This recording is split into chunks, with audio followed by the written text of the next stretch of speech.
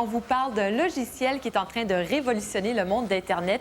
Il s'appelle ICQ, ce qui veut dire en français « Je te cherche ». Oui, et il y a déjà près de 8 millions d'internautes qui ont installé ICQ dans leur ordinateur depuis à peine 1 an et demi. Bon, c'est un logiciel qui permet aux internautes de communiquer directement entre eux.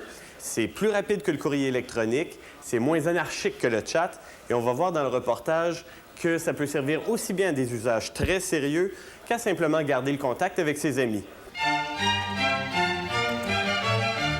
Lundi, 21h35, Marc Desgagnés donne un cours à 23 étudiants de 2e cycle en pharmacie à l'Université Laval à Québec. Mais il est seul dans son bureau. C'est que ses étudiants sont ici, dans son ordinateur branché à Internet. Présentement, on a des élèves qui viennent d'aussi loin que l'Abitibi, à Val-d'Or. On a des gens de l'Outaouais. On a des gens du Saguenay-Lac-Saint-Jean, de l'Estrie, la région de Québec, la région de Montréal. Alors, il n'y a pas de limite. Présentement, j'ai des contacts avec des collègues professeurs dans d'autres facultés de pharmacie, par exemple en Colombie-Britannique ou en France, qui regardent un peu l'expérience qu'on accumule et puis qu'éventuellement, on aura peut-être des étudiants outre-mer. Pour communiquer avec son groupe, Marc utilise un logiciel gratuit et tout simple appelé ICQ. Voici comment cela fonctionne. Dès que Marc se branche à Internet, ICQ lui dit quels membres du groupe sont déjà en ligne. La force du CQ, évidemment, c'est d'avoir l'échange en temps réel. Aussitôt que la personne tape au clavier, lettre à lettre, on voit le déroulement à l'écran en temps réel. Et si on est plusieurs, on voit les réactions de tous et chacun. Si Marc a décidé d'utiliser un logiciel comme ICQ, ce n'est pas à cause de ses fonctions exotiques.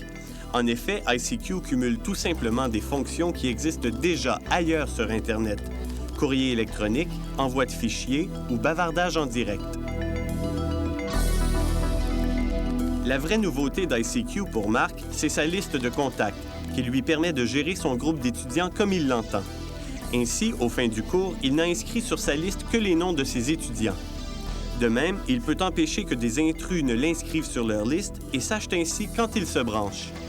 S'il est occupé, il n'a qu'à accrocher un drapeau blanc à sa porte et personne ne pourra l'importuner. S'il veut organiser une réunion avec quelques-uns de ses étudiants, il n'a qu'à ouvrir une salle de conférence sur ICQ et à y inviter les gens qu'il veut et personne d'autre.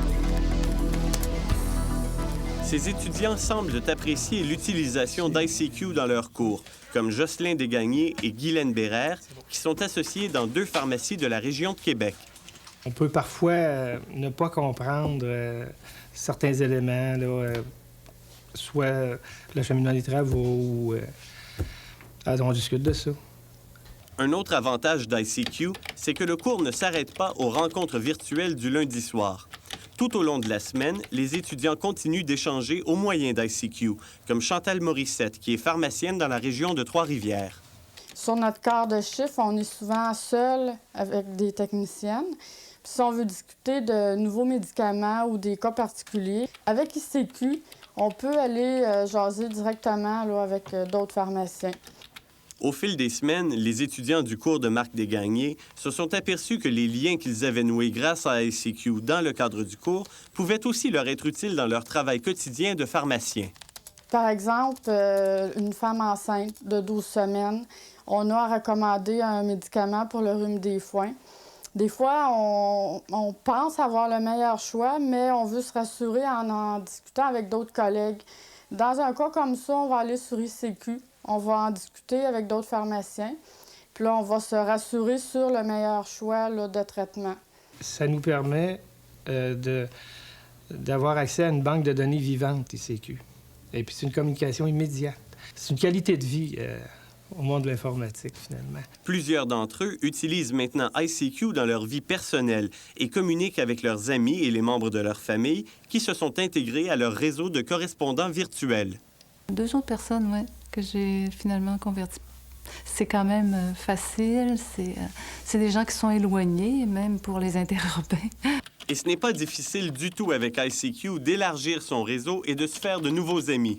Sur le site de la compagnie Mirabilis qui a créé le logiciel, vous trouverez plus de 3000 listes d'usagers d'ICQ regroupées selon leur champ d'intérêt.